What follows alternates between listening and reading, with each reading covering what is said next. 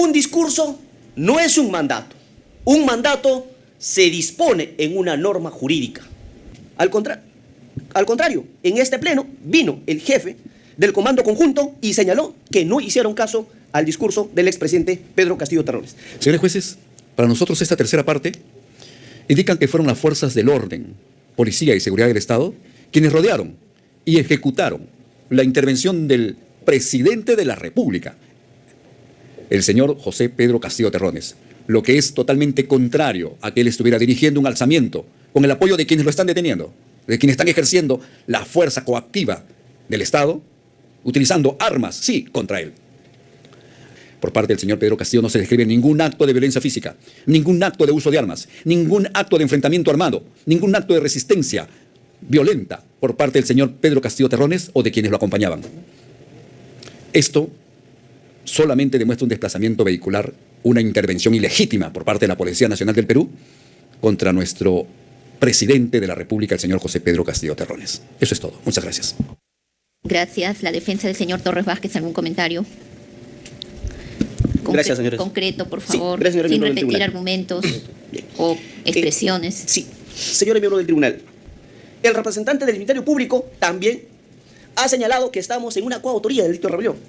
Y este medio probatorio, más bien, señores miembros del tribunal, acredita que nunca hubo alzamiento en armas.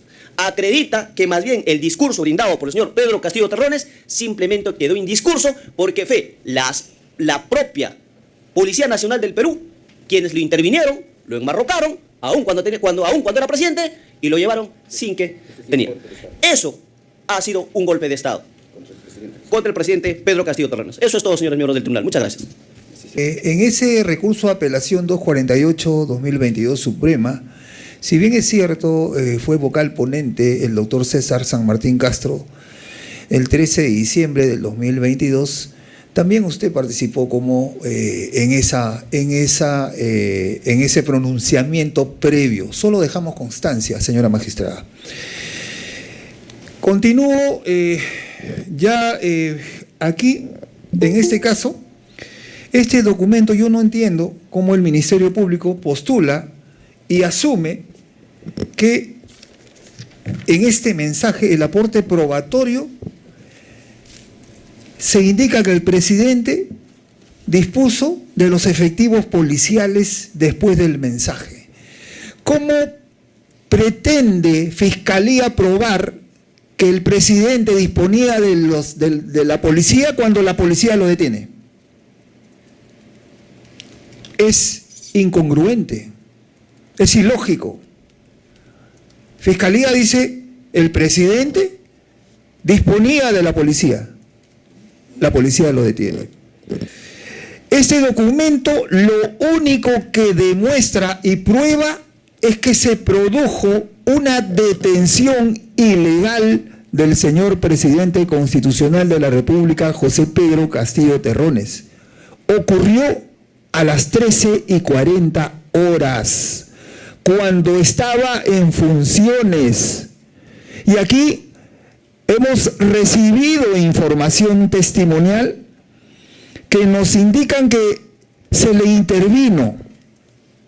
¿Y cuál es la diferencia entre intervención y detención? Pero queremos dejar sentado que esa detención fue ilegal, porque si bien el Congreso emitió una resolución, esta fue trasladada al Diario Oficial del Peruano después de las 15 horas.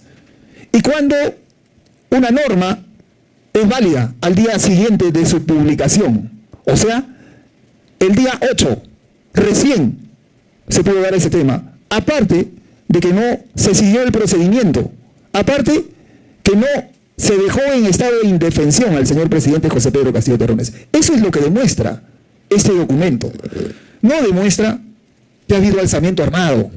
No se ve cómo la policía se enfrenta a los otros policías. Contrariamente, lo intervienen arbitrariamente cuando ejercía función como presidente constitucional de la República. El otro que quería preguntarle a los abogados de la contraparte. Estamos hablando de un presidente de la República o un expresidente de la República. O sea, no es cualquier ciudadano. Y estamos hablando evidentemente de un hecho delictivo, probablemente se definirá en su momento, pero la imputación tiene esa connotación. Entonces, ¿cuál es la razón jurídica para conducir al presidente de la República en ese momento a otra instancia y no al Congreso? Si es, digamos que acá quizás no es del todo claro, pero la usanza y la tradición constitucional implica que el presidente de la República tiene una inmunidad de arresto y de proceso, y por tanto donde tendría que haber sido conducido es al Congreso de la República, o es que hay alguna norma penal o hay alguna norma constitucional que establece que el presidente puede ser detenido por un policía cualquiera, puede ser llevado a la fiscalía. ¿Es ese procedimiento? Le pregunto a los abogados de la contraparte.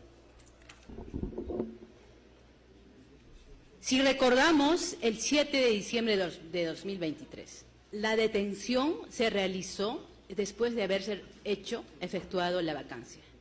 Si hubiera sido antes, probablemente el Congreso de la República ha podido hacer el arresto. Claro que sí. Pero la detención se ha realizado después de haber realizado la vacancia, consecuencia lógica. Policía Nacional del Perú tenía esas facultades para hacer la detención en flagrancia. Esa sería la respuesta, señor magistrado.